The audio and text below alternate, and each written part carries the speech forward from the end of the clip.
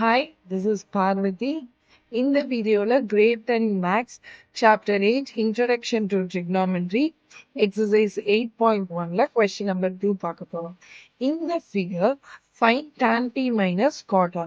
இந்த tan p cot r value ரெண்டும் வேணும்னா given right angle triangle ஓட மூணு சைட்ஸோட வேல்யூஸும் நமக்கு தெரியணும்.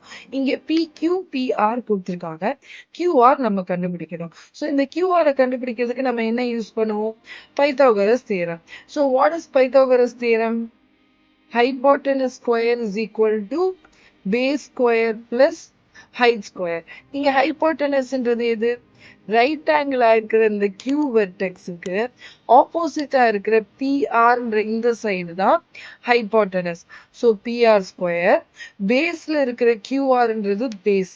ஸோ QR ஸ்கொயர் பிளஸ் ஹைட்ன்றது PQ. So PQ square. இங்க given values substitute பண்ண போறோம். PR ஓட value 13. So 13 square is equal to QR value தெரியாது. PQ ஓட value 12.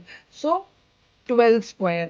13 square is 169 equal to QR square plus 12 square ஓட value 144. So 169 minus 144 is equal to QR square. 169 minus 144, 25 is equal to QR square. நமக்கு இப்ப தேவை QR ஓட value தான். அப்ப QR square is equal to 25 னா இந்த ஸ்கொயர் ரைட்டுக்கு வரப்போ ஸ்கொயர் ரூட் ஆயிடும். So QR is equal to square root of 25. What is square root of 25? 5. அப்ப QR ஓட வேல்யூ 5 சென்டிமீட்டர்னு கிடைச்சிருச்சு. இப்ப கொஸ்டின்ல நமக்கு என்ன வேணும்? tan p cot r.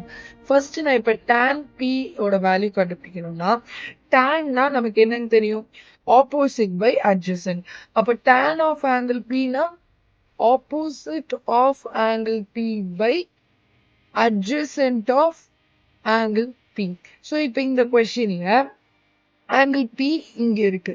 So இந்த ஆங்கிள் Pக்கு ஆப்போசிட்ன்றது QR. இதுதான் opposite of angle P and angle P லையா இருக்கிற இந்த PQ சைடு தான் அட்ஜசன்ட் ஆஃப் ஆங்கிள் P. அப்ப இங்க நம்ம அதை சப்ஸ்டியூட் பண்ணோம்னா நமக்கு இங்க என்ன வரும்? ஆப்போசிட் ஆஃப் ஆங்கிள் Pன்றது QR by adjacent of angle Pன்றது PQ. ஸோ நம்ம கண்டுபிடிச்ச வேல்யூஸ் படி QRன்றது 5, PQன்றது 12. ஸோ tan P உடைய ratio 5/12. Next cot R. cot அப்படின்றதோட ratio adjacent by opposite.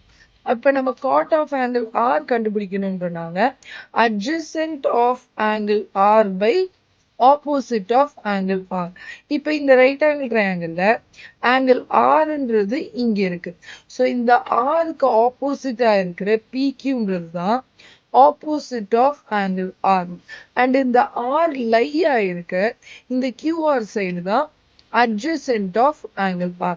In that way, இப்ப நமக்கு இங்க adjacent of angle Rன்றது QR னும் and opposite of angle Rன்றது PQ னும் நம்ம போட்டுக்கிறோம்.